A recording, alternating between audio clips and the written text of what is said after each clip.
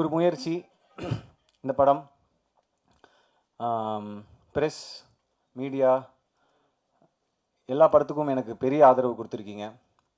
இந்த படத்துக்கும் உங்களுடைய ஆதரவு இருக்கும். இன்னும் ஒரு சில நாட்கள் தான் இருக்குது. ஸோ அந்த நேரத்தில் நம்ம என்ன சொல்லுவோம், இதுக்கு மேலே எல்லாம் அவன் தான் பார்த்துப்பான் அப்படின்ற மாதிரி, இதுக்கு மேலே எல்லாம் நீங்கள் தான் பார்த்துக்கணும். நீங்கள் தான் ஆடியன்ஸ்கிட்ட கொண்டு போய் சேர்க்கணும் இந்த படத்தை.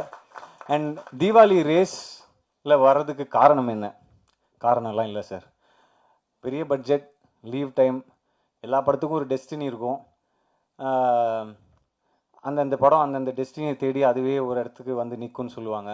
எப்படி இந்த படம் ஒரு பட்ஜெட்டில் ஆரம்பித்து ஒரு பட்ஜெட்டுக்கு வந்ததோ, இந்த படத்துக்குள்ளே எப்படி மற்ற நிறைய விஷயங்கள் உள்ளே வந்ததோ அந்த மாதிரி தான்.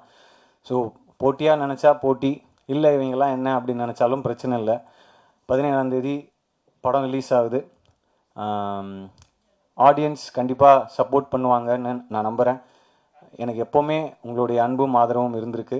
ஸோ அது தொடர்ந்து இருக்கும். இந்த படத்துக்கும் சரி, அடுத்து வர படங்களுக்கும் சரி. அண்ட் நானும் நிச்சயமாக ரொம்ப கான்ஷியஸாக நல்ல படங்கள், நல்ல கதாபாத்திரங்கள் சூஸ் பண்ணி பண்ணணுன்றது தான் என்னோடய ஆசை.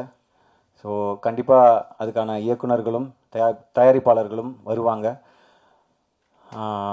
அதான். ஸோ ஒரே ஒரு விஷயம் தான் என்னென்னா, எடுக்கிற முயற்சிகள் சில நேரம் தோற்றுருக்கலாம், சில நேரம் பெருசாக ஜெயிச்சிருக்கலாம்.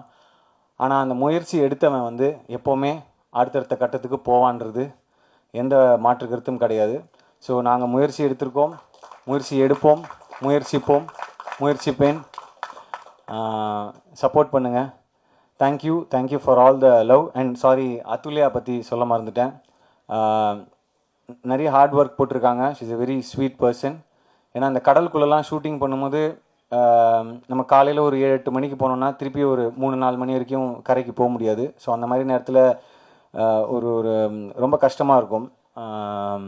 பசங்க நம்ம அட்ஜஸ்ட் பண்ணிக்கலாம், பட் அவங்களுக்கு ரொம்ப கஷ்டமாக இருக்கும். அந்த மாதிரி பல விஷயங்களை அட்ஜஸ்ட் பண்ணிக்கிட்டு ரொம்ப கோஆப்ரேட்டிவாக ஷூட் பண்ணதுலேயும் சரி, ஷூட்டிங் ஸ்பாட்டில் நிறைய சேட்டை பண்ணதுலேயும் சரி, ரொம்ப நான் கொஞ்சம் அப்படியே டென்ஷனாகவே இருப்பேன். ஆனால் கூட இருக்கிறவங்க தீனா பிரதர், அப்புறம் தங்கதுரை, இவங்கெல்லாம் தான் கொஞ்சம் ஜோக் அடிச்சுட்டு ஜாலியாக கலாய்ச்சிட்டு அப்போ தான் கொஞ்சம் மூடே மாறும். ஏன்னா இவர் நம்மளை படபடப்பாகவே வச்சுருப்பார் இயக்குனர். என்னடா இது, அவரை பற்றி எப்போவுமே கம்ப்ளைண்ட் சொல்கிற மாதிரியே சொல்கிறேன்ல. எப்படின்னா மிக என்ன சொல்கிறது, ரொம்ப எக்ஸ்ட்ரீம்லி ஹார்ட் ஒர்க்கிங் பர்சன். நான் டைலாக் ஷீட் எனக்கு ஒரு நாள் முன்னாடி கொடுப்பாங்க. ஆனால் அடுத்த நாள் வந்து பார்த்தா காலைல உட்காந்து எழுதிட்டு இருப்பார், ஃபுல் சீன் அடிச்சுட்டு ஃப்ரெஷ்ஷாக. ஐயோ டைலாக் மாற்றுறீங்களா அப்படின்னு. இல்லை கொஞ்சம் தான் அப்படின்னு சொன்னோன்னே ஒரு 4 பக்கத்துக்கு டைலாக் எழுதி வச்சிருப்பாரு.